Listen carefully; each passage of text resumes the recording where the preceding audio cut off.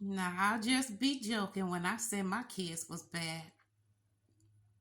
I was the one at the restaurant with all those kids, and the kids were sitting there patiently waiting for me to come back with the food.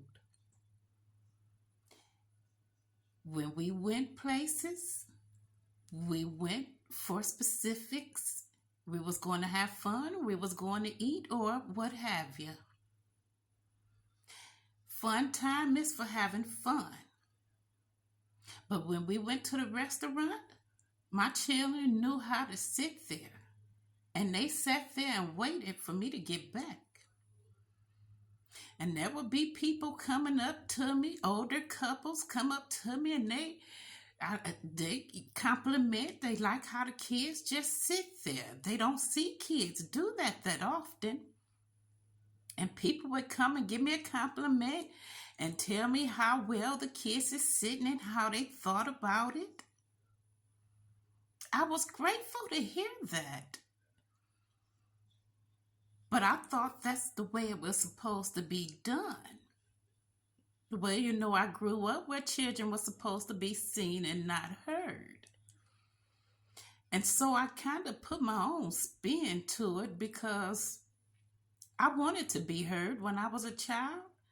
And so I made sure my children were heard. But after we had lunch, then I let them go and be rambunctious and run around wherever they're going to run around at, well, whatever we're going to do for the day. But when we was at restaurants, they'd sit there and I'd go to the counter and wait for the food and take it back. And of course, you got to get kids what they like to eat. Because if you take them to a restaurant where, I took my kids one time, we went to the buffet. Now, my kids was picky. And they talked about the food, and people were very upset to hear my kids just go on and on and on about they tasted everything at the buffet. And they talked about everything. In the end, my kids just end up eating ice cream, and so many people was mad. Oh, I gotta tell this story because I told that one. I want to talk about the time I used daycare for my kids. And she cooked some chili. And my kids probably sat there for half a day waiting for me to come pick them up, looking at the bowl. She said, well, why you not eating? And my kids said, well, my mama don't make her chili like that. And she wanted to know what it was special that I did. When I looked down at her chili, it was a little bit loose. My kids like meat. My chili be meaty and thickish. And, hers just looked different. But my kids would not eat it. They was a little bit particular about what they ate. And if it was not good, if I made something that was not good, my kids would let me know and they would not eat it. And that's just the way it was. But I guess I came on to talk about the kids that's sitting at the table quiet because people wondered what was wrong with my kids. Some of the times I had one lady ask me, she come and she was serious. She had this serious face. And she asked me, she said, do your kids always act like that? I'm about ready to get offended. Well, what do you mean? She say, do they always play with each other like that when they're at home? Oh, baby, yes, they do. But they the only friends they got right now. So they have no choice but to play with each other like that.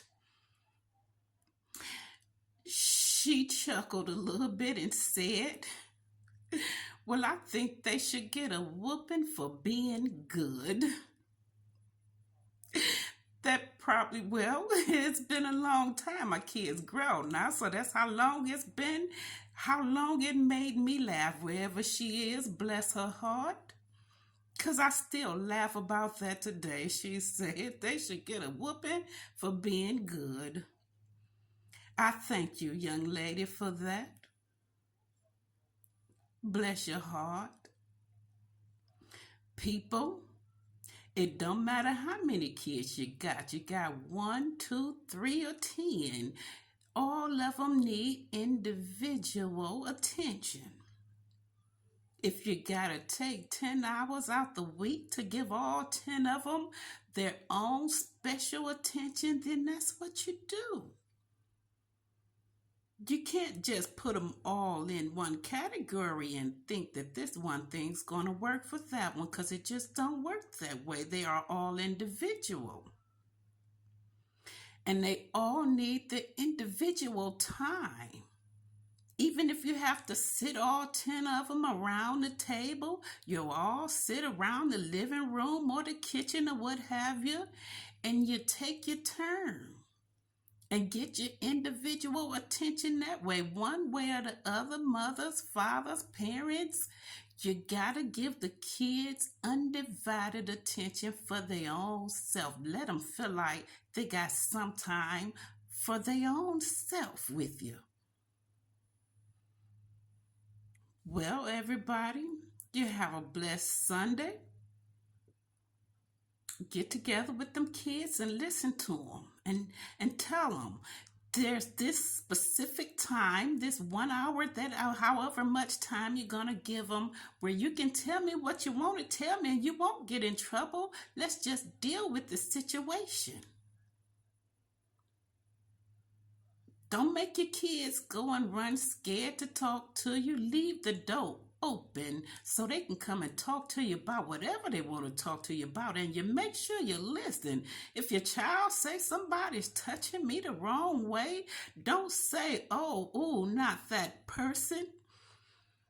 I got a new name that I heard somebody say, Uncle Nasty. You know Uncle Nasty is nasty. Listen to your child. Don't think that your child is one of those that they won't touch, because Uncle Nasty will touch and one of them.